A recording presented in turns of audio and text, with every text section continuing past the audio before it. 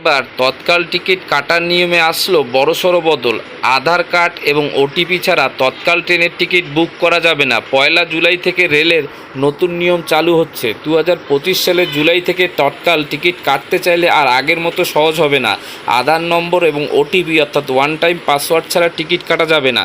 এই নতুন নিয়মে চমকে উঠেছেন অনেক যাত্রী। ভারতীয় রেলের পক্ষ থেকে ঘোষণা করা হয়েছে 1 জুলাই 2025 থেকে যে কেউ তৎকাল টিকিট কাটতে গেলে তাকে নিজের আধার নম্বর দিয়ে নিজেকে প্রমাণ করতে হবে।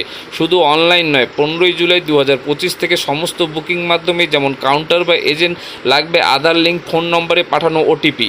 এই পদক্ষেপের মূল লক্ষ্য হলো একটাই, নকল বুকিং রোকা, বট বা সফটওয়্যার নির্ভর ফেক আইডি ব্যবহার বন্ধ করা এবং প্রকৃত যাত্রীদের টিকিট পাওয়ার সুযোগ বাড়ানো। নতুন নিয়মের খুঁটিনাটি। রেল সূত্রে জানা গেছে অনেক ক্ষেত্রেই দেখা যাচ্ছে তৎকাল টিকিট বুকিং শুরু হওয়ার কয়েক মিনিটের মধ্যে সব সিট শেষ হয়ে যাচ্ছে। পরিসংখ্যান বলছে 60%-এর বেশি এসি টিকিট প্রথম 10 মিনিটে বুক হয়ে যায়। 84% নন এসি টিকিট চলে যায় প্রথম 1 ঘন্টার মধ্যেই। এই সমস্যা থেকে বাঁচতে রেল ঠিক করেছে এজেন্টদের টিকিট কাটার সময়সীমা নির্ধারণ করা হবে। এসি কোচের ক্ষেত্রে সকাল 10টা থেকে 10টা 30-এর মতো কোনো এজেন্ট টিকিট কাটতে পারবেন না। নন এসি কোচের ক্ষেত্রে নিষেধাজ্ঞা থাকবে সকাল 11টা থেকে 11টা 30 পর্যন্ত। গত 6 মাসে আইআরসিটিসি প্রায় 2.5 কোটি ভুয়ো আইডি ব্লক করছে, আর 20 লক্ষের বেশি অ্যাকাউন্ট তদন্তাধীন। 5টি গুরুত্বপূর্ণ প্রশ্ন। কবে থেকে এই আধার ওটিপি নিয়ম চালু হচ্ছে? 1 জুলাই 2025 থেকে অনলাইন বুকিংয়ে আধার বাধ্যতামূলক। 15 জুলাই থেকে সব মাধ্যমে ওটিপি লাগবে। এজেন্টরা কেন 30 মিনিট টিকিট কাটতে পারবেন না? যেন প্রকৃত যাত্রীরা আগে সুযোগ পান এবং ফেক বুকিং কমে যায়।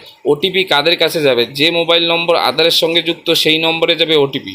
এই নিয়মে সাধারণ যাত্রীরা অসুবিধায় পড়বেন কি? যারা আধার লিঙ্ক মোবাইল নম্বর ব্যবহার করেন তাদের জন্য অসুবিধা হবে না। নতুন নিয়মে কোনো প্রযুক্তি ব্যবহার করা হচ্ছে। রেল আধার ভিত্তিক ডিজিটাল যাচাইকরণ ও ওটিপি ভেরিফিকেশনের প্রযুক্তি ব্যবহার করছে। রেলের এই কঠোর পদক্ষেপ মূলত স্বচ্ছতা, যাত্রী সুরক্ষার দিকে ইঙ্গিত করে। আধার এবং ওটিপি বাধ্যতামূলক করার মাধ্যমে প্রতারণামূলক বুকিং ও সফটওয়্যার নির্ভর অসৎ পথে টিকিট কাটা অনেকটাই রোধ করা সম্ভব হবে। সাধারণ যাত্রীদের জন্য এটি নিঃসন্দেহে স্বস্তির খবর।